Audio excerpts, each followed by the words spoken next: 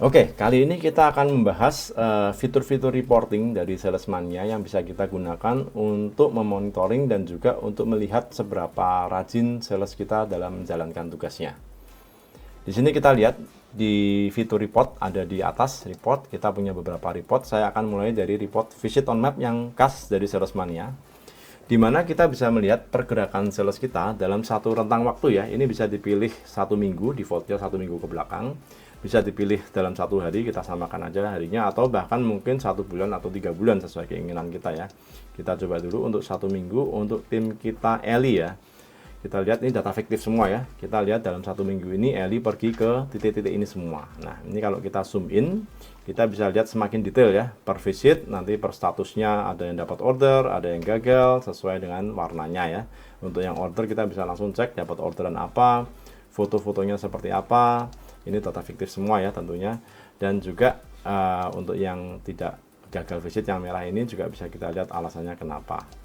Jadi di sini kita bisa cek sales kita itu dalam satu rentang waktu ini pergi kemana saja. Akan lebih berguna kalau kita hilangkan filter timnya ya. Di sini kita akan tampilkan untuk semua tim ya. Dalam kurun waktu 1 minggu ini tim kita itu bergerak kemana aja. Dapat omset berapa di area sini, dapat omset berapa di area sini, semuanya. Dan ada satu insight yang bisa kita dapatkan di sini, yaitu bila ada area yang belum terjamah oleh tim kita. Contoh di peta ini kita lihat di area sini dan sini kok nggak ada visit ya. Apakah mungkin memang tidak ada customer di sana, atau mungkin ini masih potensial ya, jadi belum pernah dijamah oleh tim kita. Jadi mungkin kita bisa jadwalkan diskusi dengan tim kita bagaimana supaya area sini juga mempunyai customer ya, seperti itu. Nah, di view ini kita juga bisa melakukan filter. Kita cuma mau lihat yang order aja juga bisa. Di sini kita filter ke order. Kita mau lihat yang penawaran aja di mana, cuma ada satu di sini ya. Kemudian mungkin yang gagal visit di mana aja bisa kelihatan semua. Dan yang paling penting kalau Anda punya beberapa produk kategori ya, di sini kita bisa melihat seberapa bagus penetrasi kategori produk kita ya. Contoh ini ya, data fiktif. Kita lihat untuk kopi dalam seminggu ini lakunya di mana aja, bisa kelihatan. Oke, lumayan bagus ya, lumayan merata. Kita lihat untuk minuman. Nah, ini kurang begitu merata ya, cuma ada beberapa titik-titik aja. Jadi mungkin kita bisa diskusikan juga dengan tim kita apakah mungkin produk minuman bisa lebih dipush ya, dipush ke customer ya supaya lebih merata penjualannya seperti produk-produk yang lainnya. Contoh kesehatan ini juga masih belum merata. Jadi kita bisa cek per kategori produk kita di peta itu lakunya di mana aja dalam satu kurun periode.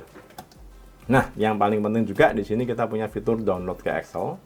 Jadi data ini dengan filternya ini, termasuk kalau kita filter tim dan lain-lainnya, bisa kita download ke Excel sebagai bahan untuk kita bikin laporan lanjutan ya. Nanti formatnya bentuknya tabel, bisa dicoba sendiri. Tanggal, jam absen, nama customer, nama sales, lengkap dengan titik koordinat, foto-foto, keterangan, next action, dan juga semua yang ada di database kita bisa di-download ke Excel lah intinya, supaya kita bisa lanjutkan membuat report yang lebih canggih dengan grafik dan sebagainya lewat Excel. Nah, berikutnya kita juga punya report yang tidak kalah pentingnya, yaitu report visit summary, di mana di sini kita bisa lihat statistik aktivitas sales kita dalam satu periode. Kita bisa pilih sendiri periodenya, mungkin kita pilih dari 1 Mei ya. Kita tunjukkan di sini. Skip ya, ini lama soalnya. Nah, di sini kita bisa lihat per tanggal, per sales itu rata-rata mereka berapa visit per harinya ya.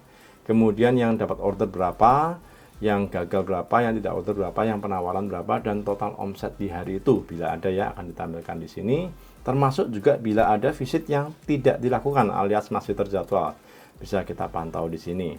Nah, report ini akan jadi makin menarik bila kita download ke Excel dan kita bikin report grafik stack bar ya.